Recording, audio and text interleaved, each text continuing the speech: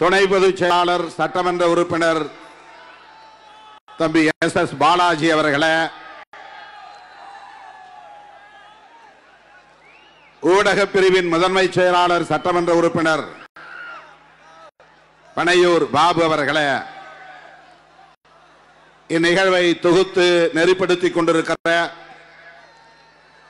சட்டமன்ற உறுப்பினரும் கட்சியின் துணை பொதுச் செயலாளருமான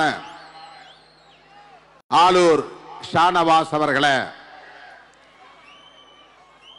மாவட்ட செயலாளர்களின் சார்பில் அனைவரையும் வரவேற்று உரையாற்றி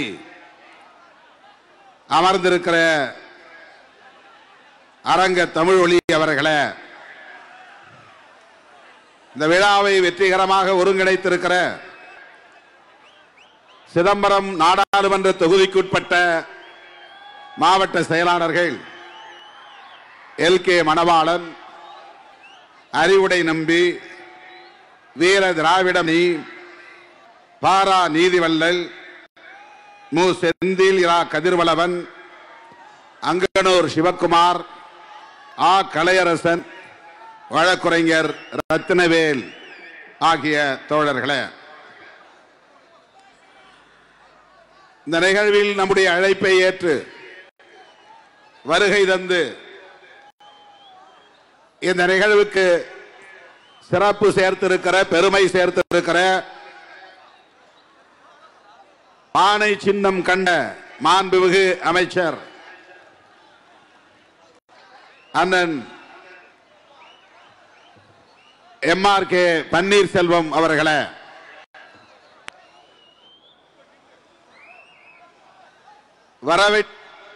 வர இயலாத நிலையிலும் நமக்கு வாழ்த்துக்களை தெரிவித்திருக்கிற அரியலூர், பெரம்பலூர் பகுதிகளில் தேர்தல் பணி பொறுப்பேற்று பணியாற்றிய மாண்புமிகு அமைச்சர் SS சிவசங்கர் அவர்களே, நம்மிடையே சிறப்புரையாற்றி இந்த நிகழ்வுக்கு சிறப்பு சேர்த்திருக்கிற தொழிலாளர் நலத்துறை அமைச்சர் மாண்புமிகு அண்ணன் CV கணேசன் அவர்களே, விடுதலை சிறுத்தைகளின்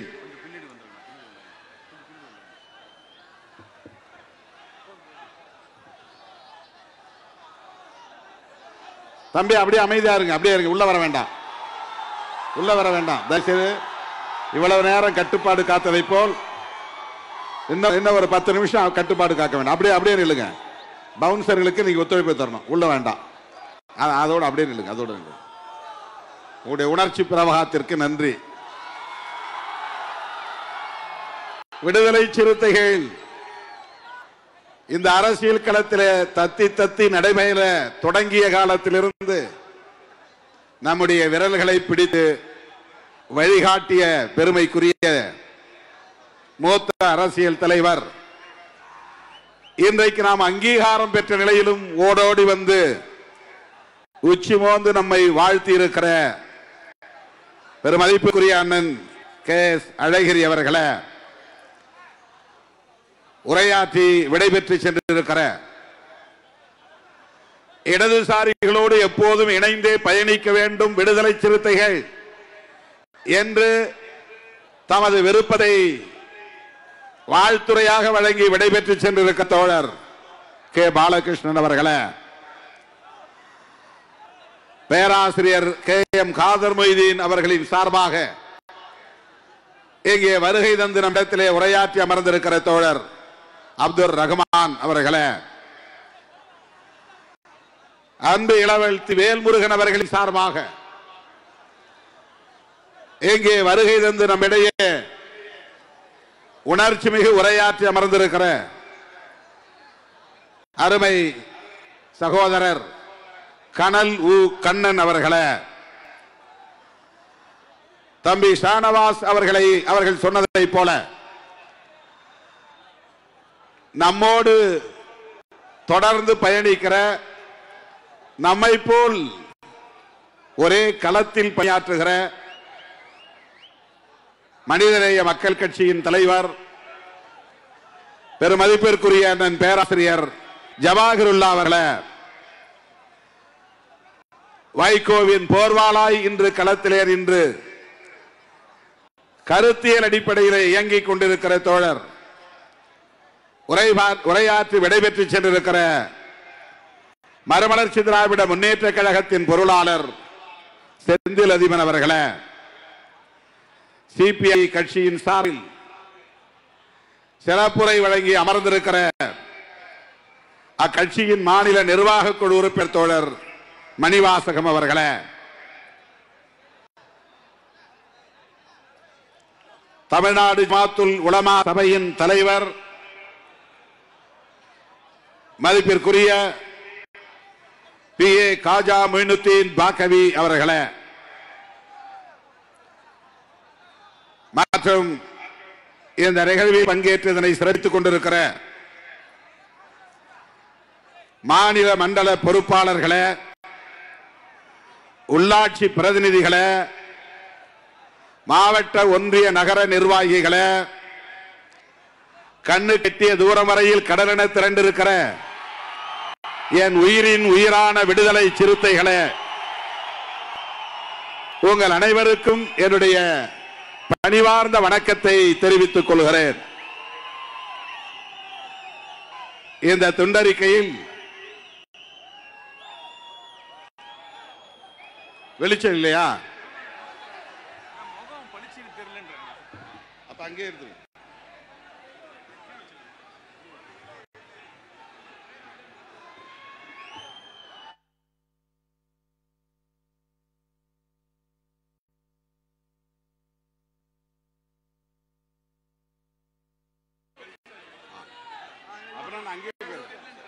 அங்கே போயிரு, அப்படியே அங்கே போயிரு.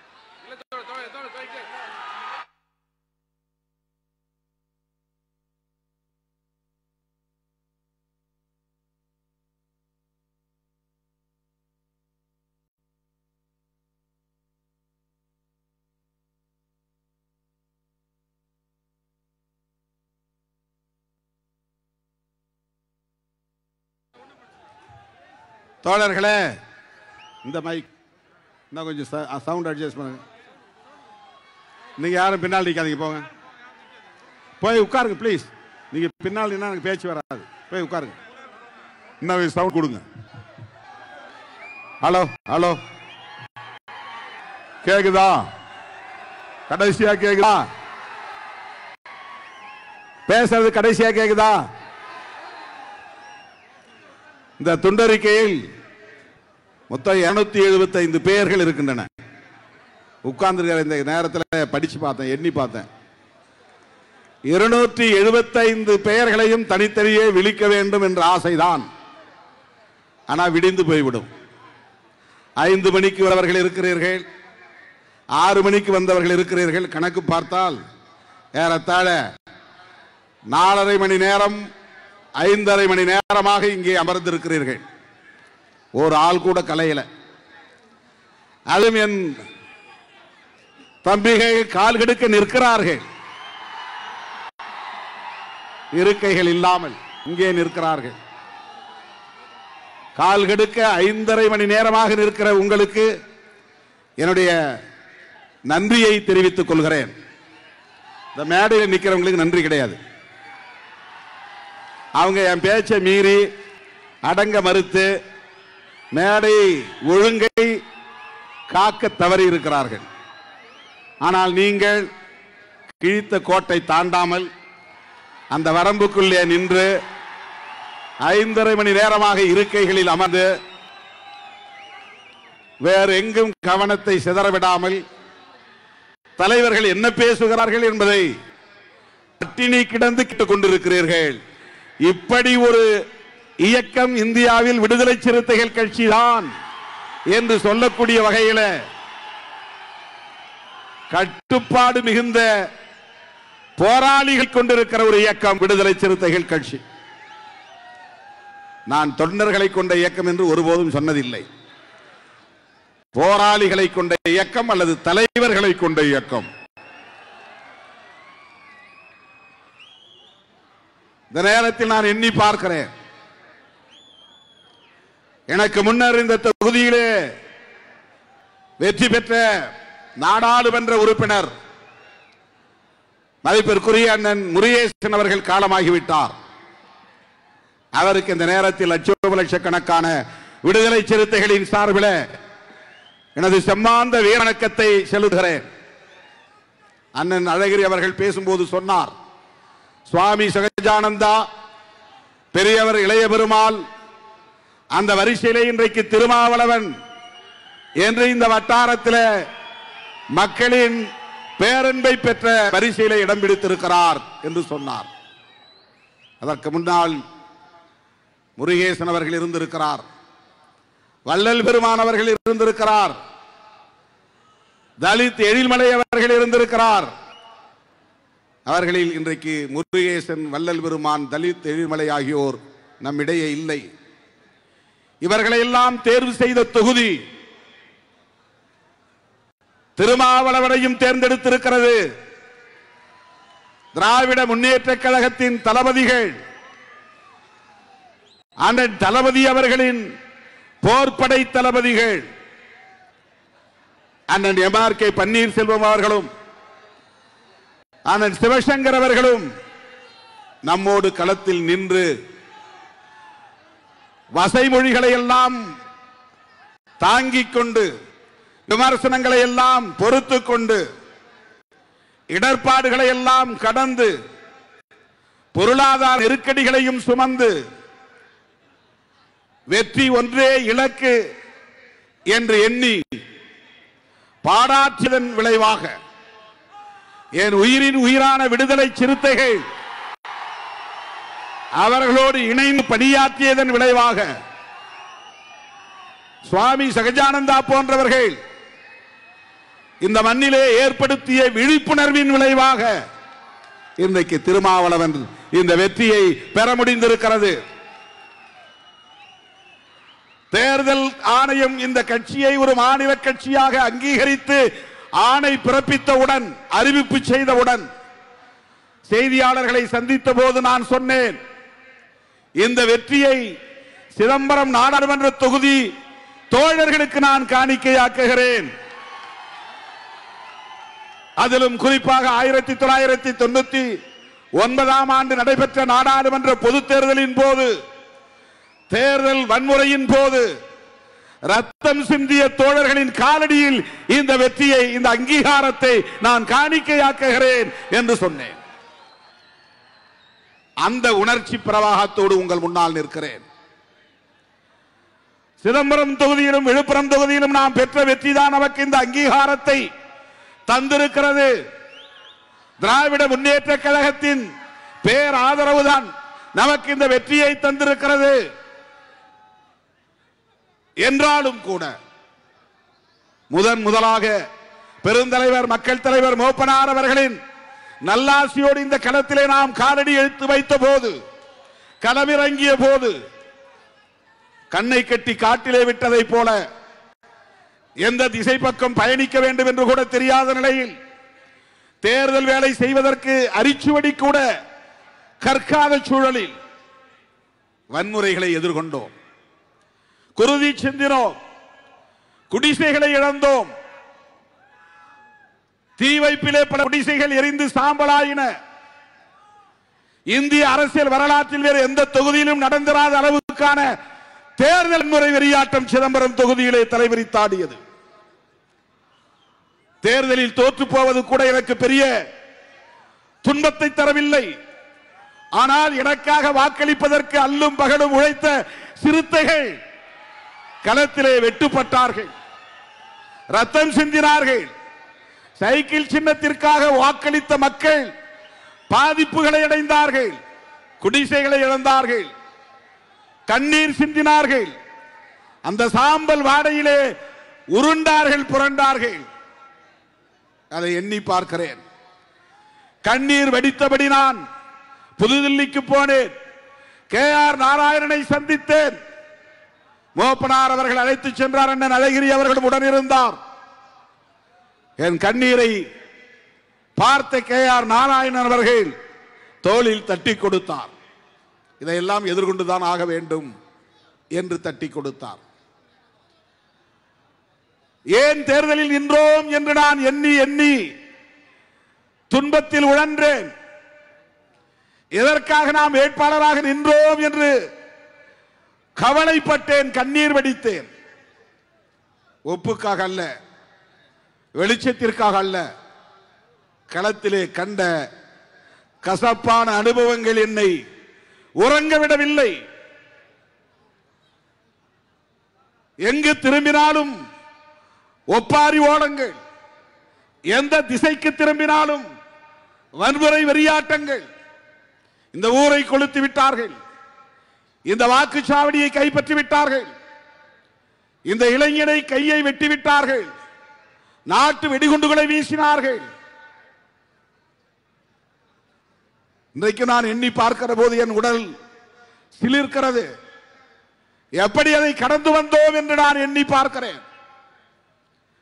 ரத்தம் சிந்திய மக்களுக்கு நான் என்ன கைமாறு செய்ய போகிறேன் என்று இன்றைக்கும் எனக்கு குற்ற உணர்வு உறுத்தி கொண்டே இருக்கிறது. காயம்பட்டவர்களுக்கு என்ன விடை சொல்ல போகிறேன் என்பது இன்னைக்கும் விடை தெரியாத ஒரு கேள்வியாகவே இருக்கிறது. KR நாராயணன் அவர்களை பார்த்தோம், குடியரசுத் தலைவர்களை சந்தித்தோம் என்கிற ஒரு ஆறுதல் தான்.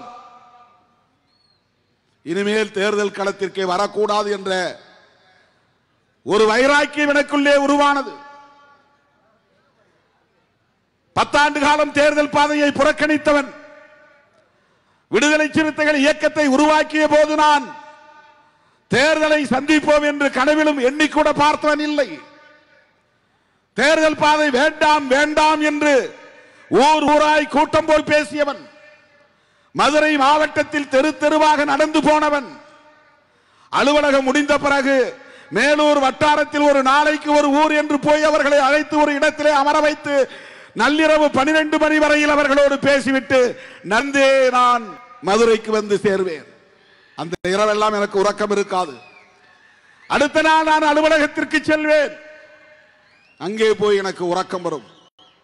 என்னுடைய இயக்குனர் கூப்பிட்டு என்னை எச்சரிப்பார். அப்படி 10 ஆண்டு காலம் ஓடி உழைத்தேன். எந்த கனவும் எனக்கு கிடையாது. சட்டமன்றம் போக வேண்டும், நாடாளுமன்றம் போக வேண்டும், பதவி சுகம் அனுபவிக்க வேண்டும், பொருளீட்ட வேண்டும், புகழீட்ட வேண்டும் என்கிற எந்த எண்ணமும் கிடையாது. மாவட்டத்திற்கு 100 இளைஞர்களையாவது அம்பேத்கரிய தொண்டர்களாக வளர்த்தெடுக்க வேண்டும், அவர்கள் போராளிகளாக வளர வேண்டும், அதற்காக இந்த வாழ்க்கையை ஒப்படைக்க வேண்டும் என்றுதான் எண்ணி நான் களமிறங்கினேன். 100க்கு 100 இது சத்தியமான வார்த்தைகள். 1999 இப்படியெல்லாம் நீங்கள் அரசியல் செய்து என்ன செய்ய போகிறீர்கள் என்று எனக்கு அறிவுரை சொன்னவர் மக்கள் தலைவர் மூப்பனார். என்னை அழைத்துக் கொண்டு போய் அங்கே விட்டவர் அண்ணன் KS அழகிரி அவர்கள். அப்படி நான் தள்ளிவிடப்பட்டவன். நீச்சல் தெரியாதவனை குளத்திலே தள்ளிவிடுவது போல் தேர்தல் அரசியல் தெரியாத என்னை தேர்தல் களத்தில் இடித்து தள்ளிவிட்டவர் பெருந்தலைவர் மூப்பனார், மக்கள் தலைவர் மூப்பனார். எப்படி அந்த வன்முறையை எதிர்கொள்வது என்று எனக்கு தெரியவில்லை. பாதிக்கப்பட்டவர்களுக்கு எப்படி ஆறுதல் சொல்லுவது, அவர்களை ஆற்றுப்படுத்துவது என்று தெரியவில்லை. அவ்வளவு வன்முறைகளை தாண்டியும் 2.25 லட்சம் வாக்குகளை மக்கள் வாரி வழங்கினார்கள். மூப்பனார் அணியிலேயே போட்டியிட்ட வேட்பாளர்களில் அத்தனை வேட்பாளர்களும் 1 லட்சத்திற்கும் கீழே வாக்குகளை வாங்கினார்கள். மொத்தம் 40 வேட்பாளர்கள் பாண்டிச்சேரி உட்பட. மதிப்பிற்குரிய ப. சிதம்பரம் அவர்கள் கூட 90,000 வாக்குகள் தான். மூப்பனார் அணியிலேயே 1 லட்சத்தை தாண்டி 2.25 லட்சம் வாக்குகளை பெற்ற ஒரே வேட்பாளர் உங்கள் மடியில் தவழ்ந்த திருமாவளவன் பெற்ற வாக்குகள். வன்முறைகளை தாண்டி, வாக்குச்சாவடிகளை கைப்பற்றியதை தாண்டி, கள்ள ஓட்டு போடப்பட்டதை தாண்டி நீங்கள் அள்ளி குவித்த வாக்குகள் மொத்தமே 3 லட்சம் வாக்குகள் என்றால் அதில் 2.25 லட்சம் வாக்குகளை இன்றைக்கு நாம் பெற்றோம். வேறு யாராவது அந்த வாக்குகளை பெற்றிருந்தால் இந்த நபர்தான் அடுத்த முதலமைச்சர் என்று ஊடகத்திலே தூக்கி கொண்டாடி இருப்பார்கள், தோளிலே தூக்கி வைத்து கொண்டாடி இருப்பார்கள். திருமாவளவன் பாவப்பட்ட ஒரு சமூகத்திலே பிறந்தவன், புறக்கணிக்கப்பட்ட ஒரு சமூகத்திலே பிறந்தவன், பின்புலமில்லாத ஒரு குடும்பத்திலே பிறந்தவன். அன்றைக்கு மக்கள் எனக்கு அளித்த அங்கீகாரம் 2.25 லட்சம் வாக்குகள். 1999 நாடாளுமன்ற பொது தேர்தலின் போது சிதம்பரம் தொகுதி மக்கள் வாரி வழங்கிய வாக்குகளின் எண்ணிக்கை 2.25 லட்சம். அதுதான் சமூக அங்கீகாரம். இது ஒரு இயக்கம், இது ஒரு அரசியல் இயக்கம், விளிம்பு நிலை மக்களுக்கான இயக்கம், புறக்கணிக்கப்பட்ட வஞ்சிக்கப்பட்ட மக்களுக்கான இயக்கம். அந்த 2.25 லட்சம் வாக்குகள் நமக்கு தந்த அங்கீகாரம் அது. ஆனால் எனக்கு அடுத்தடுத்து வரக்கூடிய தேர்தலில் நிற்க வேண்டும் என்ற ஆசை இல்லை. அப்படி நான் பின்வாங்கினால் இந்த இயக்கத்தின் எழுச்சியை தடைபட்டு போகும். இந்த இயக்கத்தின் மீது வைத்திருக்கிற மக்களின் நம்பிக்கை தகர்ந்து போகும். ஏதோ ஒரு எதிர்பார்ப்பு இருக்கிறது. சுவாமி ஜெகஜானந்தா அவர்களை ஏற்றுக்கொண்ட இந்த தொகுதி மக்கள், பெரியவர்கள் இளைய பெருமாள் அவர்களை தூக்கி கொண்டாடிய இந்த மக்கள், KVS மணியை ஏற்றுக்கொண்ட இந்த மக்கள், திடுமென 10 நாள் இடைவெளியில் களத்திற்கு வந்த திருமாவளவனை ஏற்றுக்கொண்டார்களே, இது எப்படி? இது எனக்கான அங்கீகாரம் என்பதை விட இவர்கள் யாரோ ஒருவனை தேடிக்கொண்டிருக்கிறார்கள், ஏதோ ஒரு தலைவனை தேடிக்கொண்டிருக்கிறார்கள், யாரோ ஒருவன் நமக்கு வேண்டும் என்று தேடிக்கொண்டிருக்கிறார்கள். அப்படி ஒரு ஆளாக என்னை அவர்கள் பார்க்கிறார்கள் என்று நான் புரிந்து கொண்டேன். மக்களின் அந்த எதிர்பார்ப்புக்கு நான் தீனி போட வேண்டும் என்கிற அடிப்படையில் தான் மனம் ஒவ்வாமலேயே அடுத்தடுத்த தேர்தல்களில் நான் நிற்க நேர்ந்தது. ஒருபோதும் தோல்வியை கண்டு நான் துவண்டதில்லை, வருந்தியதில்லை, ஐயோ என்று நான் பதறியதில்லை. வாக்குப்பதிவு முடிந்து வாக்கு எண்ணிக்கை நடக்கிற இடத்திற்கு நான் போனதே இல்லை. அதை ஒரு பொருட்டாக நான் எடுத்துக்கொள்ளவே இல்லை. தேர்தல் முடிவுகளை தொலைக்காட்சிகளில் அறிவிக்கிற போது கூட ஆர்வமாக நான் போய் உட்கார்ந்ததை பார்த்ததில்லை. தம்பிகளாக பார்த்து வந்து சொன்னால் உண்டு, அவ்வளவுதான். எனக்கு அதில் ஆர்வம் கிடையாது. அப்படித்தான் இருந்தேன்.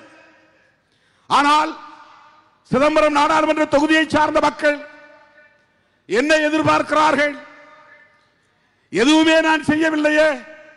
அவர்களே செலவு செய்து விளம்பரம் எழுதினார்கள், அவர்களே செலவு செய்து சைக்கிளை தூக்கி கட்டினார்கள், அவர்களே விடிய விடிய விடிய என்று வரவேற்பு கொடுத்தார்கள்.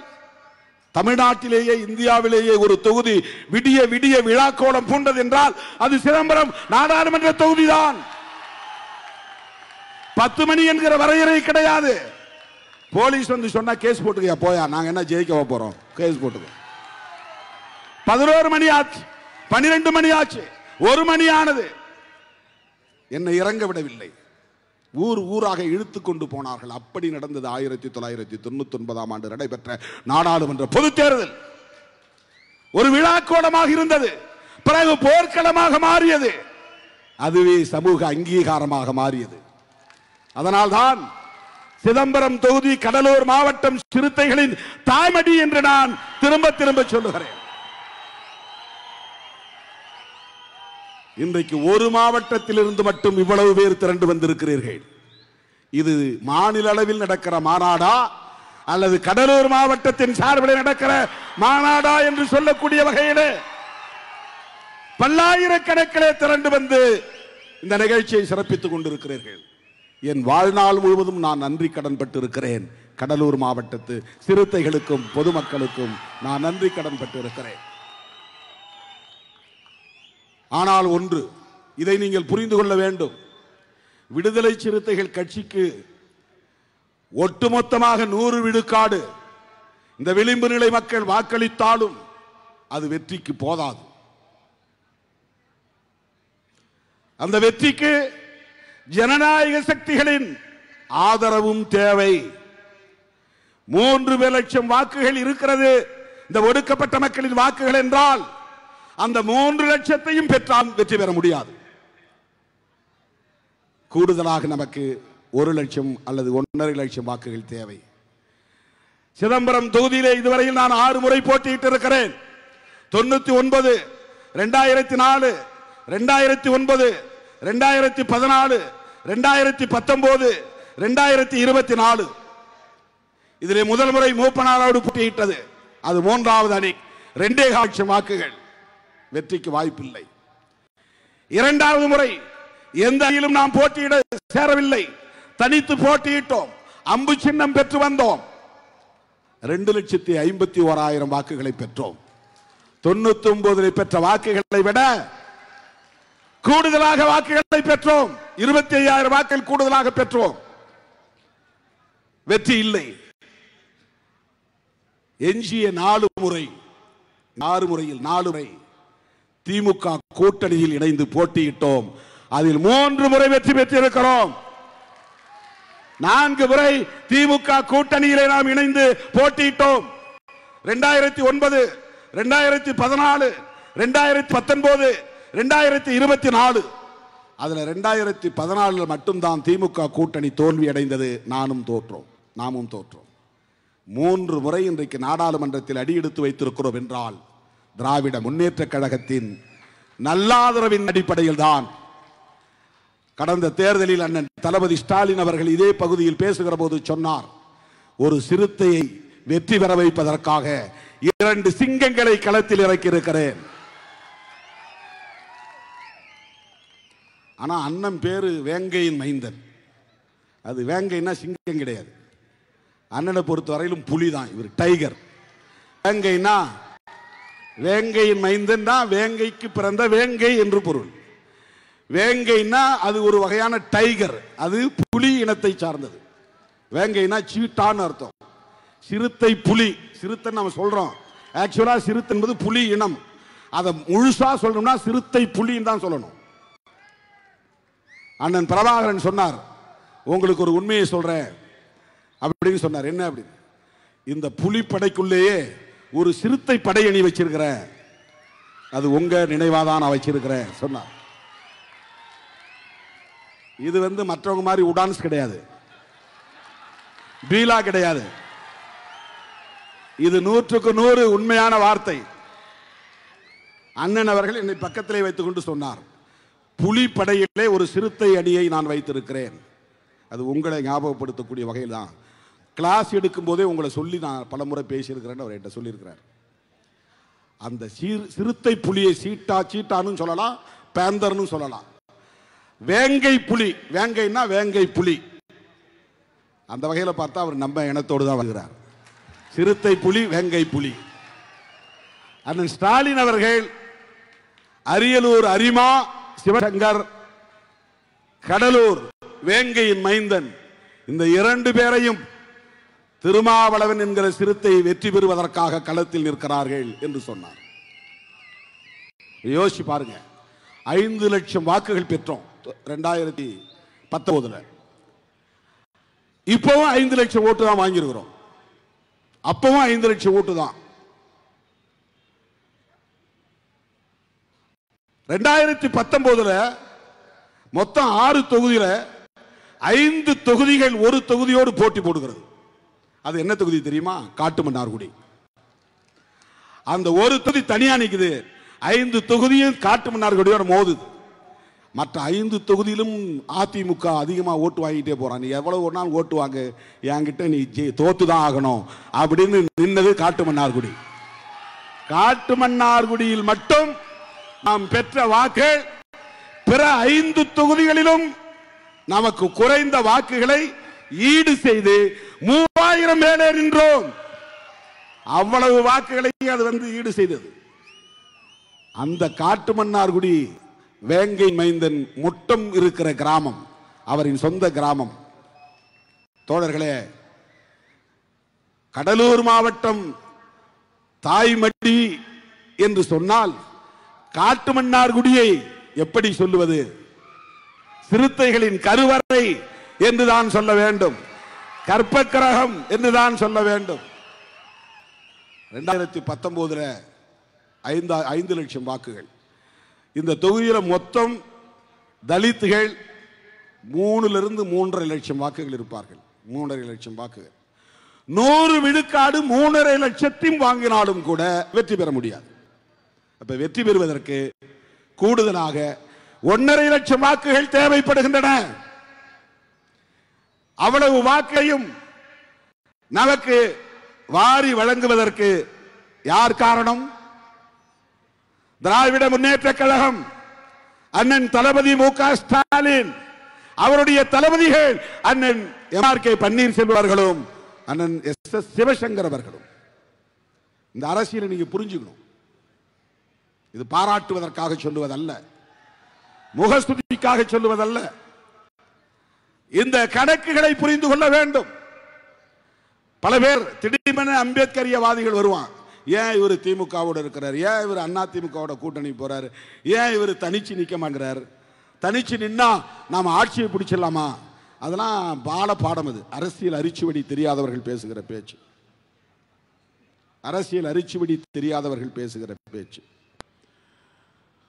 தலித் அல்லாதவர்கள் வாக்குகளை 1.5 லட்சம் வாக்குகள் கொண்டு வந்து நம்முடைய சின்னத்திலே போட வைப்பது என்பது ஒரு போராட்டம். ஏன்னா கட்சி தொடங்கின உடனே விஜயகாந்துக்கு தமிழ்நாடு முழுக்க கிளைகளை திறக்கிறாங்க. கட்சி தொடங்கின உடனே நண்பர் விஜய்க்கு எல்லா தரப்பிலிருந்தும் ஒரு ஆதரவு வெளிப்படுகிறது. நாம கட்சி தொடங்கின உடனே தலித் அல்லாதவர்கள் நம்ம எதிராக பார்க்கிற ஒரு உளவியல் இங்கே ஏற்கனவே கட்டமைக்கப்பட்டிருக்கிறது. திருமாவளவன் என்ன செய்தான், யாருக்கும் தீங்கு செய்தானா என்ற கேள்விக்கே இடமில்லை. திருமாவளவன் ஒரு தலித், அவ்வளவுதான். ஓட்டு போடாதே. இது இந்த தொகுதிக்கு மட்டுமல்ல, இந்தியா முழுவதும் இருக்கிற உளவியல். தலித்துகள் ஒருபோதும் சாதி பார்க்க மாட்டார்கள். தலித் அல்லாதவர்கள் எல்லாவற்றிலும் சாதி பார்த்துதான் முடிவெடுப்பார்கள், கவனமாக இருப்பார்கள். எஸ்சியா இருக்கிறவன் காங்கிரசுக்கு ஓட்டு போடுவான், இந்திரா காந்தின்னு பெயர் வைப்பான், நேருன்னு பெயர் வைப்பான், திமுகவுக்கும் வேலை செய்வான், அதிமுகவுக்கு வேலை செய்வான். யார் வேட்பாளர் என்ன சாதி பார்க்க மாட்டான். ஆனால் இந்தியா முழுவதும் எஸ்சி அல்லாத மக்களிடையே ஒரு பொது உளவியல் கட்டமைக்கப்பட்டிருக்கிறது. அதற்கு யாரும் இப்போது இருப்பவர்கள் பொறுப்பல்ல. காலம் காலமாக சனாதனம் அப்படி ஒரு உளவியலை இந்த சமூக கட்டமைப்பிலே நிறுவி இருக்கிறது. சனாதன தர்மம் அப்படி உருவாக்கி வைத்திருக்கிறது. அதனால் நாம போய் நின்னா வேண்டாம். இந்த உளவியலை தகர்த்து இங்க பேசினார் அண்ணன். ஒரு நிமிஷம் தான் பேசினார். எவ்வளவு பேர் கவனிச்சீங்கன்னு தெரியல.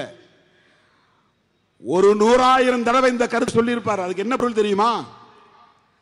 திருமாவளவன் 3 முறை வெற்றி பெற்றுட்டார். வெற்றி பெற்ற பிறகு இன்றைக்கு இந்த பகுதியில் அமைதி நிலவுகிறது. எல்லாம் சுதந்திரமா இன்னைக்கு வியாபாரம் பண்றான். காட்டு மன்னாருக்கு போறேன், கலர் கலரா லைட் எரியுது. இதெல்லாம் நான் திருமாவளவன் நான் போட வச்சான், காசா கொடுத்தான் திருமாவளவன். எப்படி அதெல்லாம் நடக்குது? ரொம்ப ஆழமான கருத்து அவர் சொல்றது என்னன்னா, விடுதலை சிறுத்தைகள் வந்தால், திருமாவளவன் வெற்றி பெற்றால் எஸ்சி மக்களை எல்லாம் வன்முறை திசை வழியிலே கொண்டு போய் விடுவார். நாள்தோறும் இங்கே சாதி சண்டை நடக்கும். பிற சாதி மக்கள் சுதந்திரமாக இருக்க முடியாது, விவசாயம் செய்ய முடியாது, தொழில் செய்ய முடியாது, வியாபாரம் செய்ய முடியாது, பிரச்சனை செய்வார்கள், நன்கொடை கேட்டு வந்து தொல்லை கொடுப்பார்கள், தினந்தோறும் சாதி கலவரம் நடக்கும். இப்படி ஒரு கருத்து வேகமாக பரப்பப்பட்டது, வேகமாக பரவியது. எந்த சாதிக்காரர்களாக இருந்தாலும் வணிகர்கள் பயந்தார்கள், எந்த சாதிக்காரர்களாக இருந்தாலும் விவசாயிகள் பயந்தார்கள், எந்த சாதிக்காரர்களாக இருந்தாலும் அரசு ஊழியர்கள் பின்வாங்கினார்கள். ஆனால் அந்த கருத்து மெல்ல மெல்ல மாறி இன்றைக்கு எல்லா சமுதாய மக்களும் திருமாவளவனை ஏற்றுக்கொள்ளக்கூடிய ஒரு நிலை வளர்ந்திருக்கிறது. அதுதான் இங்கே அண்ணன் அழகிரி அவர்கள் பேசியதும், அண்ணன் எம்.ஆர்.கே. அவர்கள் பேசியதும், அண்ணன் சி.வி. கணேசன் அவர்கள் பேசியதும் அதுதான். ஒரு காலத்தில் அப்படி தவறாக பிரச்சாரம் செய்யப்பட்டது. ஆனால் அப்படி நடந்ததா? திருமாவளவன் எம்பியான பிறகு ஒரு பாதுகாப்பு உணர்ச்சி நமக்கு ஏற்பட்டு இருக்கிறது. அதான் அவருடைய பிரச்சாரமே. அவர் பிரச்சாரமே அவ்வளவுதான். நீங்க ஓட்டு போடுங்க, ஒரு பிரச்சனையும் வர திருமாவளவனால. அவங்க தொண்டர்கள் அவர் சொல்றபடி கேட்பாங்க. உட்காருனா உட்காருங்க, நிற்குனா நில்லுன்னு நிற்பாங்க. அவங்க சொல்றபடி கேட்பாங்க. அவங்க எல்லாம் கொள்கை போராளிகளா வளருகிறார்கள். இதை இண்டோர் மீட்டிங்ல பேசுறார். டோர் டு டோர் போய் பேசினார், பொதுக்கூட்ட மேடைகளில் பேசினார். பல பேர் அவரை கடுமையாக விமர்சனமும் செய்தார்கள். சிவசங்கர் மேல கல்லே எடுத்து அடித்தார்கள், கட்டையை போட்டு மறித்தார்கள். அப்படிப்பட்ட நிலையில நம்முடைய கூட்டணியை சார்ந்தவர் அவர். அவருடைய வெற்றி திமுகவுக்கு கிடைத்த வெற்றி. அவர் மீதான விஷம பிரச்சாரம் தகர்க்கப்பட வேண்டும். தனிப்பட்ட முறையில் அவரோடு பழகுகிறோம், அவருடைய தொண்டர்களோடு பழகுகிறோம். அப்படி இல்லை, இதை முழுதாக உணர்ந்து முழுமையாக உள்வாங்கிக் கொண்டு மனப்பூர்வமாக தன்னோடு பணியாற்றக்கூடிய மற்ற தோழர்களையும் அப்படியே மேடையிலே பேசுவார். வண்டியில் போகும்போது நான் வர சொன்னேன், ஏன் வரல, ஏன் நீ லேட்டா வர, ஏன் இந்த ஏற்பாடு பண்ணல, ஏன் சும்மா வந்து நிக்கிற, எங்க சால்வ, ஏன் வரவேற்பு சிறப்பா இல்லை, திருமாவளவரை நாங்கள் அனுப்பிச்சு வைக்கிறோம்ல, நீ நின்று அங்கே வரவேற்கணும் இல்லையா? கடுமையா பப்ளிக்ல பொதுமக்கள் மத்தியில் கண்டித்து பேசியிருக்கிறார். இதெல்லாம் நாம் கற்றுக்கொள்ள வேண்டிய அணுகுமுறைகள். அவரை பாராட்டுவதற்காக நான் சொல்லவில்லை, அதற்காக இந்த மேடையை நான் பயன்படுத்தவில்லை. அதை எதிர்த்து நிற்பது என்பது எவ்வளவு பெரிய போராட்டம்.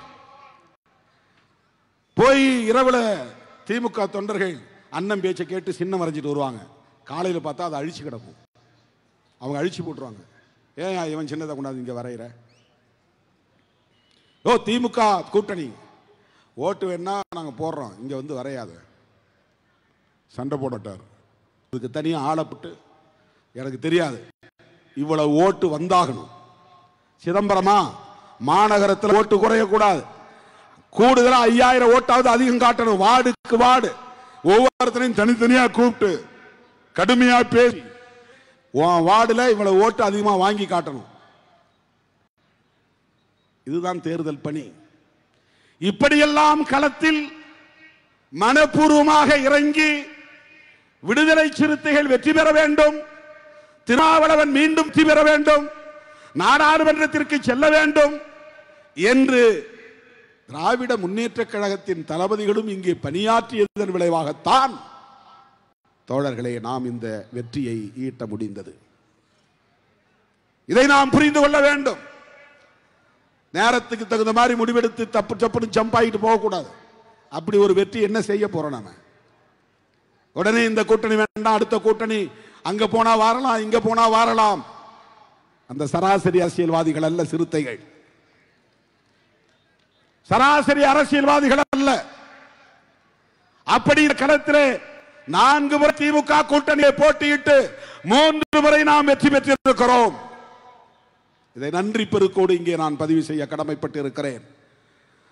அண்ணன் எம்.ஆர்.கே. பன்னீர்செல்வம் அவர்களுக்கும் அமைச்சர் சிவசங்கர் அவர்களுக்கும் அவரோடு களத்தின்ற திராவிட முன்னேற்ற கழக தொண்டர்களுக்கும் எல்லாவற்றுக்கும் மேலாக தளபதி மு.க. ஸ்டாலின் மாண்புமிகு முதல்வர் அவர்களுக்கும் லட்சோப லட்சக்கணக்கான விடுதலை சிறுத்தைகளின் சார்பில் நன்றி சொல்ல கடமைப்பட்டிருக்கிறேன்.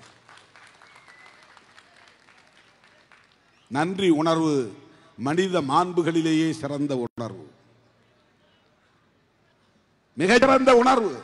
நன்றி மறந்துவிடக் கூடாது. எனதருமை தோழரே, இந்த சின்னத்தை பற்றி ஆலோசனை நவாஸ் சொன்னார். அண்ணன் அதை சுருக்கமா சொல்லிட்டு அப்படியே கடந்து போயிட்டார். இந்த தேர்தலில் நாங்கள் நிற்கிற போது சிந்தனை செல்வன் அவர்கள் சொன்னதை போல ஒரு ஊசலாட்டம் தோழர்கள்லாம் சொன்னாங்க. தோழர் ரவிக்குமார் அவர்களும் ஒரு முறைக்கு 2 முறை சிந்தித்து முயற்சி முடிவெடுங்கள், வேண்டுமானால் நீங்கள் விழுப்புரத்தில் நில்லுங்கள், நான் சிதம்பரத்தில் போகிறேன், தோற்றால் கூட பரவாயில்லை, நீங்கள் வெற்றி பெற்றாக வேண்டும். என்னை விழுப்புரத்தில் நிற்க சொன்னார். நான் இவங்கள்கிட்ட வந்து சொல்லிட்டேன், நான் அப்படி இதெல்லாம் மாற மாட்டேன், ஜெயிக்கணுங்கிறதுக்காக உங்களை பலிக்கடாவாக்க மாட்டேன், நான் தோற்றாலும் பரவாயில்லை, நீங்கள் வெற்றி பெற வேண்டும். போன தேர்தல் அப்படிதான் அவரை வந்து நான் உதயசூரியன் சின்னத்தில் நீங்க நில்லுங்கன்னு சொன்னேன். நான் தோற்றாலும் பரவாயில்ல, யாராவது ஒருத்தர் நாடாளுமன்றத்துக்கு போகணும். அவர் உதயசூரியன்ல ஜெயிச்சா கூட அவர் சிறுத்தையாக தனித்து இருப்பார். அந்த உணர்வு மிக்கவர். சின்னத்தினால் ஒன்றும் அரசியல் மாறிவிடாது, உணர்வுகள் மாறிவிடாது, சிந்தனைகள் மாறிவிடாது. 2019 பல பேர் அப்படி போய் முடிவெடுத்தார்கள் சொல்லி நம்முடைய தோழர்கள்லாம் வருத்தப்பட்டாங்க. நான் தான் முடிவெடுத்தேன். தோழர் 2 பேர்ல ஒருத்தர் தோற்றாலும் பரவாயில்ல, நான் தோற்றாலும் பரவாயில்ல, நீங்க நில்லுங்க, நீங்க உதயசூரில் நில்லுங்க, நீங்க போங்க பார்லிமெண்ட் சொன்ன. சிந்தனை செல்வனும் கேட்டார், இடம் மாறி நிக்கலாமா? 5 முறை நின்னாச்சு, திரும்பவும் அங்கதான் நிக்கணுமா? வென்றாலும் தோற்றாலும் சிதம்பரத்தில் தான் நிற்பேன் என்று சொன்னேன். இங்க வரும்போதெல்லாம் பத்திரிகையாளர் கேட்பாங்க, சார் இங்க நிப்பீங்களா நிக்க மாட்டீங்களா? ஏன் அந்த கேள்வி? இங்க தான் நிப்ப சொன்னேன். இவர் அண்ணனை பார்க்கும்போது அவர் தான் சொன்னார், ஏன் அதெல்லாம் ஒன்றும் மாற்று கருத்தெல்லாம் வேண்டாம், நாம பார்த்துக்கலாம் வாங்க. இப்ப என்ன சின்னம்? போய் அந்த லிஸ்ட் எடுத்துட்டு போனோம், இண்டிபெண்டன்ஸ் சிம்பிள் எடுத்துட்டு போனோம். நம்ம போய் அவர்கிட்ட காட்டின நாற்காலி சின்னம் எல்லாம் இருக்கா? நாற்காலின்னா அதிகாரத்தின் குறியீடு, அது சிறப்பா இருக்குமே, மக்கள்கிட்ட போய் ரீச் ஆகுமே அப்படின்னு நான் சொன்னேன். அவர் அமைதியா இருந்தார். அப்புறம் எனக்கு பக்கத்தில் இன்னொரு சிம்பல் தெரிஞ்சுது, மேசை, டேபிள். இது கூட நல்லாதான் இருக்கு, இது வந்து ஸ்டேபிளா நிற்கும். டேபிள்ங்கிறது ஒரு ஸ்டேபிளா நிற்கக்கூடியது. நாற்காலியை கூட இப்படி தள்ளினா சாஞ்சிரும், டேபிள் அவ்வளோ ஈஸியாக சாய்க்க முடியாது. அதனால மேஜை சின்னத்தை எடுத்துக்கலாமா அப்படின்னு நான் சொன்னேன். அவர் அப்படி புரட்டிட்டே வந்தவர், இதாங்க இதான் உங்க சின்னம், இதை எடுத்துங்க அப்படின்னாரு. என்னன்னு பார்த்தா பானை. பானை சின்னம் கண்டவர் அண்ணன் எம்ஆர்கே பன்னீர்செல்வம் அவர்கள். நான் தயங்கினேன், என்னன்னா பானை, அதை பானையை உடைச்சிருலாம் சொல்லுவானுங்களே அப்படின்னு சும்மா சொன்னேன். அவர் சொன்னாரு, பானை பிடிச்ச கை பாக்கியசாலின்னு சொல்லுவாங்க கிராமத்தில். இப்ப பாருங்க, அக்னி செட்டியை வரையணும்னாலும் பானையை போட்டு தான் ஆகணும். அக்னி செட்டியை வரையணும்னாலும் அவன் வரைகிறவன் அந்த தம்பி திருமாவளவனை நினைச்சுக்கிட்டு தான் பானையை போட்டு அப்புறம் அதுக்கு சுவாலை போடணும். தேர்தல் ஆணையம் எப்படி ஒரு இன்டர்லாக்கிங் பண்றான் பாருங்க. வன்னியர் சமூகமும் ஆதி திராவிடர் சமூகமும் ஒன்றுதான், ஒற்றுமையாக இருக்க வேண்டும். அக்னி செட்டி வன்னியர் சமூகத்துக்குரியது, பாமகவுக்குரியது அல்ல. அக்னி செட்டி வன்னியர் சமூகத்திற்குரியது, பாமகவுக்குரியது அல்ல, வன்னியர் சமூகத்திற்குரியது. அவங்க அதை கையாளுறாங்க. விடுதலை சிறுத்தைகளின் சின்னம் பானை, அது அக்னி பானை, இது அறிவு பானை. அன்ன பானை, அறிவும் வேணும், அக்னியும் வேணும். உடம்புல எப்பவும் ஒரு சூடு இருக்கணும், சூடு குறைஞ்சிடக்கூடாது. சூடு சரணை கெட்டவன் யாரும் சொல்லக்கூடாது. ஆகவே அக்னியும் வேணும், அறிவும் வேணும். இப்ப நமக்கு தேர்தல் ஆணையமே இந்த சமூகங்களுக்கு இடையில ஒரு நல்லுறவை, நல்லிணக்கத்தை உருவாக்கக்கூடிய வகையில் இவ்வளவு காலம் முதல்ல சைக்கிள்ல நின்னோம். அப்புறம் 2001 உதயசூரில் நான் முதல்ல ஜெயிச்சேன். அப்புறம் 2004 அம்பு சின்னம், 2006 மணி சின்னம், 2006 இருந்து நான் உறுதியா உடும்பு பிடியா நின்றுட்டேன். இனிமே தனி சின்னத்தை தான் நிக்கிறது, தோத்தாலும் பரவாயில்லை. 2006 நான் திட்டக்குடி தொகுதியில் நிக்கிறதா இருந்தேன். கூட இருக்கிறவங்க விருப்பத்தை உணர்ந்து நான் என்னுடைய முடிவுகளை மாத்திக்கிறது பல உண்டு. அப்படி நான் மாத்திருக்கிறேன். அப்போ தோழர் ரவிக்குமாருக்கு நான் முதல்ல சொல்லிட்டேன், உங்களுக்கு காட்டுமன்னார் அப்படின்னு. அதுல இருந்து நான் பின்வாங்க முடியாது.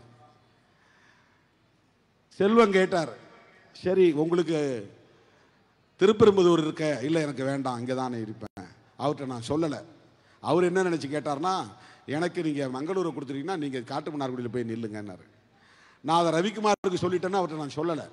கடைசி நேரத்தில் நான் நிற்கிறதே வாபஸ் வாங்கிட்டு நீங்கள் போய் நில்லுங்க, நான் கேட்கலனா பரவாயில்ல, ரவிக்குமார் காட்டுமன்னார்குடியில் நிற்கட்டும், நீங்கள் நில்லுங்க. கடைசி நிமிடத்தில் நான் அந்த முடிவு எடுத்த யாருக்குமே தெரியாது. அப்போ நம்ம தருமபுரி கோவிந்தெல்லாம் எழுதார், அரூரில் நீங்கள் நில்லுங்க, என்னங்க நீங்களே நிற்கலைன்னா நான் இப்படி. அவர் நான் நிற்கல, கட்சியை உருவாக்குனது நீங்க, கஷ்டப்படுறது நீங்க, நீங்க நில்லுங்கன்னாரு. இல்லை இல்லை நீங்கள் போங்க, உங்கள் பேரை அறிவிச்சு நீங்கள் போங்க. முகையோருக்கு சிந்தனை செல்வன் போங்க, சீர்காழிக்கு உஞ்சை அரசன் போங்க. அதுக்கு பிறகு அங்கேயும் இங்கேயும் கையேந்தி காசு வாங்கி அவங்களுக்கு கொண்டு போய் கொடுத்து ஊர் ஊரா பிரச்சாரம் பண்ணதில் அப்போ ரெட்டலையிலே நிற்கலாங்கிற கருத்து வந்தது. தோழர்கிட்ட அந்த எண்ணம் இருந்தது. எம்என் நடராஜன் என்ற வலியுறுத்தினார். ஜெயலலிதா அம்மாவும் சொன்னாங்க, ஏன் ரெட்டலையில் நிற்கக்கூடாதான்னாங்க. உங்கள்கிட்ட தெளிவாக சொன்னேன், நாங்க ஜெயிச்சாலும் தோத்தாலும் தனி சின்னத்திலே நிக்கிறோம். தனி சின்னத்தில் நின்று நாங்க ஜெயிச்சா அங்கீகாரம் பெற வாய்ப்பு இருக்கிறது. அப்போது தொடங்கிய போராட்டம். எங்க கட்சியும் அங்கீகாரம் பெற வேண்டும்.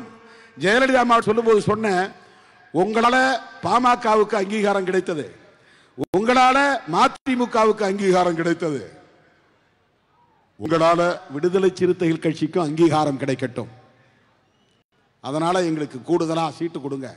ஒரு 7 தொகுதியில் நாங்க ஜெயிச்சோம்னா எங்களுக்கு அங்கீகாரம் கிடைச்சிரும். அப்படி கேட்ட, அங்கீகாரம் வேண்டும், அதற்கு கூடுதல் இடம் வேண்டும், தனி சின்னத்தில் நிற்கிற சுதந்திரம் வேண்டும். அப்படி போராடி 10 தொகுதியை பெற்று தனி சின்னத்திலே நின்று கடலூர் மாவட்டத்தில் மட்டும் 2 தொகுதிகளில் வெற்றி பெற்றோம். மறுபடியும் கடலூர் வரலாறு, சாதனை வரலாறு. சிறுத்தைகளின் வரலாற்றில் கடலூர் மாவட்டத்திற்கு பொன்னெழுத்துக்களால் பொறிக்கப்படக்கூடிய சிறப்பிடம் உண்டு. மங்களூர் திட்டக்குடி ஜெயிச்சது, காட்டுமன்னார்குடி ஜெயிச்சது, மணி சின்னம். அப்புறம் 2009 டிஎம்கேவோட வந்துட்டோம். அப்போ கலைஞர் உதயசூரியில் நிற்க சொன்னார். நான் சொன்ன, ஐயா நாங்க தனி சின்னத்திலே நிற்கிறோம், சிரமமா இருக்குமே. பரவாயில்லைங்க ஐயா. அதுக்கப்புறம் அவர் ஒன்றும் சொல்லலை. உச்ச நீதிமன்றம் போய் வழக்கு தொடுத்து 10-15 நாள் இடைவெளியில் இருக்கும் போது ஸ்டார் சின்னம் வாங்கிட்டு வந்தோம். அதுதான் இங்க இருக்குது முன்னால ஸ்டார் சின்னம். அப்போது இனக்கொலை கொடூரமாக அங்கே முள்ளிவாய்க்காலில் நடந்து கொண்டிருந்த சூழல். பிரச்சாரம் செய்யவே மனசு இல்லை. 2 தொகுதியும் வேண்டான்னு போய் கலைஞர் நான் சரண்டர் பண்ணிட்டேன். அவர் எனக்கு அறிவுரை சொன்னார். பிரபாகரன் விவரம் தெரியாமலா களத்தில் நிற்கிறார், எப்படி இந்த போராட்டம் போய் முடியும் என்று அவருக்கு தெரியும். அந்த களத்தில் பின்வாங்காமல் போராடுகிற அந்த வீரத்தை பாருங்கள். நீங்க எலெக்ஷனில் நிற்கிறது போய் இவ்வளவு தூரம் யோசிக்கிறீங்களே, நின்று ஜெயிச்சுட்டு அந்த மக்களுக்காக போய் நாடாளுமன்றத்தில் பேசுங்க, ஈழத் தமிழர்களுக்காக பேசுங்கள், நில்லுங்கள், வெற்றி பெறுங்கள் என்று பிரபாகரன் அவர்களை பாராட்டி நான் ரவிக்குமார் 2 பேர் தான் நிற்கிறோம். அண்ணன் தளபதி பக்கத்தில் நிற்கிறார். அந்த கட்டில்ல உட்கார்ந்துக்கிட்டு 10 நிமிஷம் பேசினார். அண்ணன் பிரபாகரன் அவர்களின் வீர தீரத்தை பாராட்டி பேசினார். ராஜீவ் காந்தி எப்படி பிரபாகரனை பாராட்டினார் என்று எங்களிடத்தில் அன்றைக்கு சொன்னார். நான் இப்படியெல்லாம் வரலாற்றில் படித்ததும் இல்லை, கேள்விப்பட்டதும் இல்லை. என்ன வீராதி வீரனாய் இருக்கிறார் பிரபாகரன் என்று ராஜீவ் காந்தியை பாராட்டினார். அப்படிப்பட்ட ஒரு வரலாற்றுக்கு சொந்தக்காரர் பிரபாகரன் என்று கலைஞர் அன்னைக்கு என்கிட்ட நான் வேண்டான்னு சரண்டர் பண்ணும்போது சொன்ன வார்த்தை. ரவிக்குமார் அதற்கு சாட்சியம் சொன்னார். அதை நான் கட்டுரையாவே எழுதியிருக்கிறேன். அப்படி அந்த தேர்தலே நம் உதய ஸ்டாரில் நின்று ஜெயிச்சோம். 2009க்கு பிறகு 2011 திமுக கூட்டணி மெழுகுவர்த்தி சின்னம் என்று கருதுகிறேன். 2014 திமுக கூட்டணி மோதிரம் சின்னம்.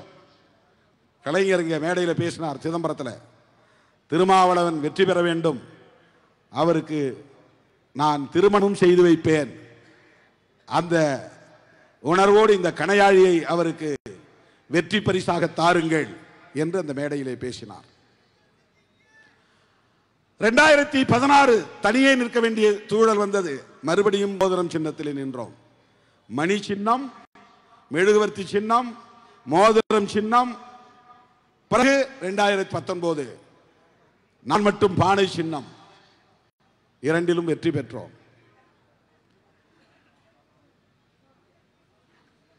2024 2021 சட்டமன்ற தேர்தல் 6 இடங்கள், 6லும் பானை சின்னத்தில் போட்டியிட்டோம். 4 தொகுதிகளில் வெற்றி பெற்றோம்.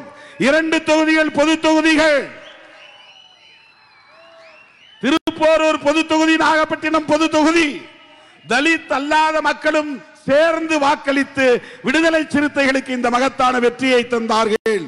4 தொகுதிகளில் பானை வென்றது. 2024 2 நாடாளுமன்ற தொகுதிகளில் பானை சின்னங்களில் போட்டியிட்டோம். 2ம் வெற்றி பெற்றது. 2 எம்பி வெற்றி பெற்றால் அங்கீகாரம், 7 எம்எல்ஏ வெற்றி பெற்றால் அங்கீகாரம். அதான் தேர்தல் ஆணையத்தின் கிரைட்டீரியா. தோழர்களே, இன்றைக்கு ஒரு மாநில கட்சியாக நம்மை தேர்தல் ஆணையம் அங்கீகரித்திருக்கிறது. இந்த அங்கீகாரத்திற்கு இவ்வளவு நீண்ட நெடிய போராட்டம், அந்த போராட்டத்தில் நமக்கு துணை நின்றவர்கள் மேடையில் அமர்ந்திருக்கிறார்கள். திராவிட முன்னேற்ற கழகத்தின் தலைவர்கள், காங்கிரஸ் பேர் இயக்கத்தின் தலைவர்கள், இடதுசாரிகளின் தலைவர்கள், இஸ்லாமிய கட்சிகளின் தலைவர்கள், வேல்முருகன் அவர்களின் தலையிலான கட்சி, இவ்வளவு பேரும் இணைந்து நமக்கு நல்லாதரவு வழங்கியதன் அடிப்படையில் தான் நாம் இன்றைக்கு ஒரு மாநில கட்சியாக அங்கீகாரம் பெற்றிருக்கிறோம். இது சாதாரணமான வெற்றி அல்ல, ஒரு மகத்தான வெற்றி. இதை தக்க வைத்துக் கொள்ள வேண்டுமா வேண்டாமா? உங்களை பார்த்து கேட்கிறேன், இந்த வெற்றியை தக்க வைத்துக் கொள்ள வேண்டுமா வேண்டாமா? இந்த சின்னத்தை தக்க வைத்துக் கொள்ள வேண்டாமா? ஒவ்வொரு எலெக்ஷன்லயும் ஓட்டு பர்சன்டேஜ் காட்டணும், அப்பதான் அந்த சின்னத்தை தொடர்ந்து கொடுப்பாங்க. அந்த வெற்றி இல்லைன்னா சின்னம் பறி போயிடும். சின்னம் பறி போயிடும். முன்னெல்லாம் ஒரு தடவை கொடுத்துட்டா ஒன்ஸ் அலாட்டட் அவ்வளவுதான்.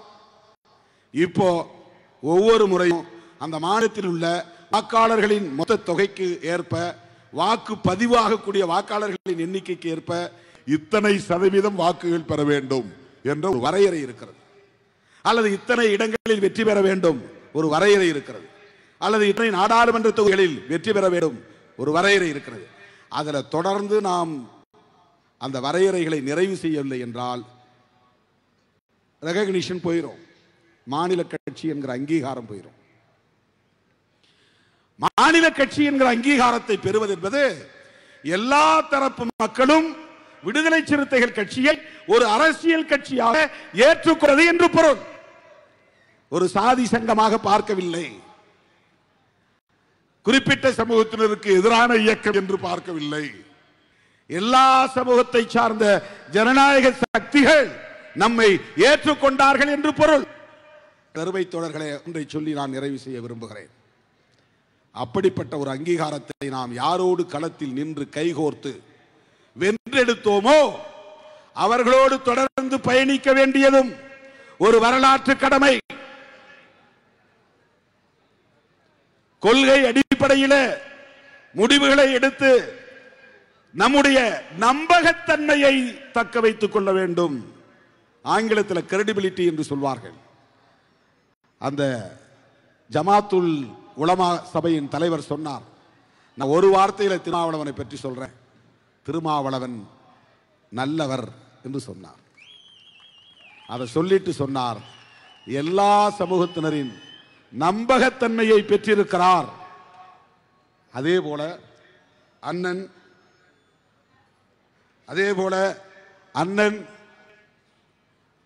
அழகிரி அவர்கள் சொன்னார், நம்பகத்தன்மை, இவரை நம்பலாம், இவர் தன்னுடைய நலனை முன்னிறுத்தி கூட்டணிக்கு எதிராக போய்விட மாட்டார் என்று நம்பலாம். அதை கடந்த காலங்களில் நாம் நிரூபித்து காட்டியிருக்கிறோம்.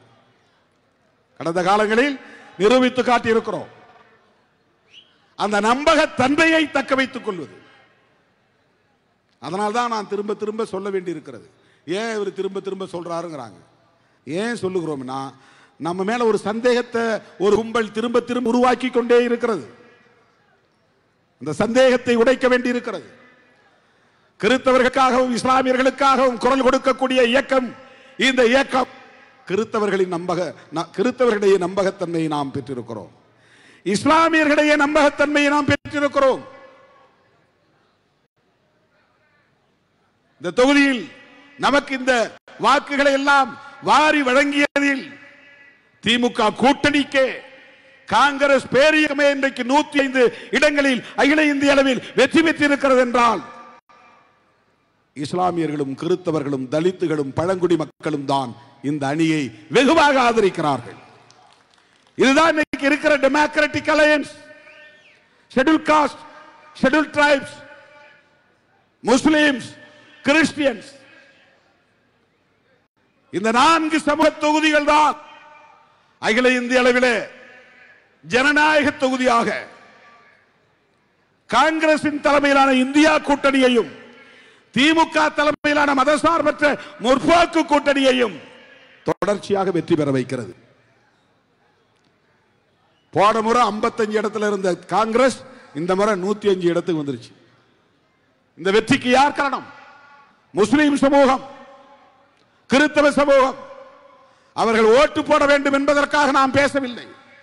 நாம் எப்படி அரசமைப்பு சட்டத்தை உயர்த்தி பிடிக்கிறோமோ அப்படி செல்லும் இடமெல்லாம் ராகுல் காந்தியும் காங்கிரஸ் தலைவர்களும் அரசமைப்பு சட்டத்தை பாதுகாப்போம் என்கிறார்கள்.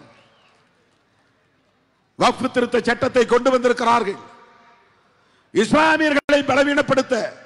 ஆனால் உண்மையில் அரசமைப்பு சட்டத்தை நீர்த்து போக செய்வதற்காகத்தான். இதுதான் அம்பேத்கரிய பார்வை, இதுதான் பெரியாரிய பார்வை, இதுதான் சிறுபான்மை மக்களின் பார்வை, இதுதான் இந்தியா கூட்டணியின் பார்வை, இதுதான் அண்ணன் தளபதி ஸ்டாலின் அவர்களின் தலைமையிலான மதசார்பற்ற முற்போக்கு கூட்டணியின் பார்வை. சனாதன சக்திகளை இந்த மண்ணில் வேரூன்றி விடக் கூடாது, விரட்டி அடிக்க வேண்டும். அதில் அண்ணன் தளபதி ஸ்டாலின் உறுதியாக இருக்கிறார். அவருக்கு ஊசலாட்டம் இருந்திருந்தால் நம்மோடெல்லாம் அவர் தொடர்ந்து கைகோர்த்து பயணிக்க வாய்ப்பில்லை. அவர் பெரியாரின் மடியில் தவழ்ந்தவர், அண்ணாவின் அரவணைப்பில் வளர்ந்தவர், கலைஞரின் வழிகாட்டுதலில் வளர்ந்தவர். அதனால்தான் அவரோடு நாம் கைகோர்த்து நிற்கிறோம். விடுதலை சிறுத்தைகள் அவர் மீது கொண்டிருக்கிற அந்த நம்பகத்தன்மைதான் திமுகவுக்கும் இந்த சமூகத்தில் ஒரு நம்பகத்தன்மை இருக்கிறது. எனதருமை தோழர்களே, 2026 திராவிட முன்னேற்ற கழகத்தின் தலைவர் அண்ணன் தளபதி அவர்கள் முதலமைச்சராக வேண்டும் என்பதை விட நான் மாற்றி சொல்ல விரும்புகிறேன். அவர் முதலமைச்சராக வேண்டும், அதை விட குறுக்கு வழியிலே, கொல்லைப்புற வழியிலே அதிமுக தோளிலே சவாரி செய்து இந்த மண்ணில் மதவெறி அரசியலை வளர்த்தெடுப்பதற்கு உத்திகளை வகுத்துக் கொண்டிருக்கிற பாஜக உள்ளிட்ட சனாதன சக்திகள் வலிமை பெற்றுவிடக் கூடாது. அதை வீழ்த்த வேண்டிய பொறுப்பு விடுதலை சிறுத்தைகளுக்கு இருக்கிறது என்ற நம்பிக்கையோடு நாம் களம் காண்போம். இது யாருக்கு இந்த பொறுப்பு இருக்கிறது இல்லையோ, யாரால் முடியுமோ முடியாதோ, இந்த பொறுப்பு விடுதலை சிறுத்தைகளுக்கு இருக்கிறது என்பதை நாம் உணர்ந்து கொள்ள வேண்டும். வீழ்த்த வேண்டிய பொறுப்பு, விரட்டி அடிக்க வேண்டிய பொறுப்பு, சனாதன சக்திகளுக்கு இந்த மண்ணிலே இடமில்லை என்பதை உறுதிப்படுத்த வேண்டிய பொறுப்பு என் உயிரின் உயிரான விடுதலை சிறுத்தைகளுக்கு உள்ளது. அப்படித்தானே நாம் ஒரு சேலஞ்சாக, சவாலாக இந்த தேர்தலை எதிர்கொள்ள போகிறோம். யாரால் பாஜக அணி தோற்றது என்று வரலாறு எழுதுவார்களே, ஆனால் சிறுத்தைகள் அப்போதே சவாலாக இதை ஏற்றுக்கொண்டார்கள், சிறுத்தைகளால் அவர்கள் வீழ்ந்தார்கள் என்று வரலாறு பதிவாக வேண்டும். இது நாம் மேடைக்காக பேசவில்லை, ஏற்கனவே சாதித்து விட்டு தான் பேசுகிறோம். கடந்த நாடாளுமன்ற சட்டமன்ற பொது தேர்தலில் திமுக அணியில் போட்டியிட்ட ஒவ்வொருவரும் மனப்பூர்வமாக சொன்ன வார்த்தை, திருமாவளவன் நாங்கள் வாக்கு பெட்டி எண்ணிக்கொண்டு வருகிற போதே பார்க்கிறோம், இவிஎம் பெட்டி எடுக்க எடுக்க உங்க பகுதி வீசிக்காய் இருக்கிற பகுதி வருகிற போதுதான் 400 வாக்குகள் மொத்தம் என்றால் 300 வாக்குகள் சூரியனை விழுகிறது, 350 வாக்குகள் இடதுசாரி கட்சிகளின் சின்னங்களில் விழுகிறது, காங்கிரசின் கைகளில் விழுகிறது. கொத்து கொத்தாக சிறுத்தைகளின் வாக்குகள் இந்த கூட்டணியில் விழுந்தன, சிறுத்தைகள் இடம்பெறும் அணிக்கு விழுந்தன. ஏற்கனவே அதை நாம் வரலாறாக பதிவு செய்திருக்கிறோம். ஆக இன்னும் நம்பிக்கை இருக்கிறது. 2026 நம்மால் இதே போல ஒரு மகத்தான வரலாற்று சாதனையை படைக்க முடியும். மதவாத அரசியலை உயர்த்தி பிடிக்கிற கும்பலை விரட்டி அடிக்க முடியும். அவர்களை தோளில் சுமக்க வேண்டாம் என்று அதிமுகவுக்கு, அதுவும் ஒரு திராவிட கட்சி என்கிற நம்பிக்கையின் அடிப்படையில் ஒரு வேண்டுகோளாகத்தான் வைக்கிறோம், அறிவுரையாக சொல்லவில்லை. கூட்டணியில் சேருகிற கட்சிகளை நீர்த்து போக செய்கிற உத்திகளை கையாளுகிற ஒரு அரசியல் இயக்கம்தான் பாரதிய ஜனதா கட்சி. முதல்ல திமுகவை வீழ்த்தாது, அதிமுகவை கரைய வைக்கும். அப்படி ஒரு நிலை அதிமுகவுக்கு வந்துவிடக் கூடாது என்ற கவலை. உங்கள் ஓட்டை அவர்கள் வங்கி எங்கள் ஓட்டு இது என்றவர்கள் சொல்லி உங்களை பின்னுக்கு தள்ளுகிற அரசியல் எதிர்காலத்தில் நிகழ்ந்துவிட வேண்டாம். பிராமண சமூகத்தில் பிறந்திருந்தாலும் ஜெயலலிதா அம்மையார் சொன்னார், மோடியால் ஏடியா மோதி பார்க்கலாமா என்று கேள்வி எழுப்பியவர். அவர்களை இந்த மண்ணில் வரவிடாமல் தடுப்பதிலே கலைஞரின் பங்கு எவ்வளவு முக்கியத்துவமாகிறதோ அப்ப ஜெயலலிதாவின் பங்கும் குறிப்பிடத்தக்கதாக இருந்தது. அதை யாரும் மறுத்துவிட முடியாது. ஜெயலலிதா அம்மையாரின் உண்மையான வழித்தோழர்களாக இருந்தால் அண்ணன் எடப்பாடி பழனிசாமி அவர்கள் பாரதிய ஜனதாவுக்கு இங்கே ஒரு வாக்கு வங்கியை உருவாக்குவதற்கு இடம் கொடுக்காமா என்பதனுடைய கேள்வி. திமுகவை வீழ்த்துகிறோம் என்கிற பெயரால் சனாதன சக்திகளை வலுப்படுத்தி விட வேண்டாம், வளர்த்து விட வேண்டாம்.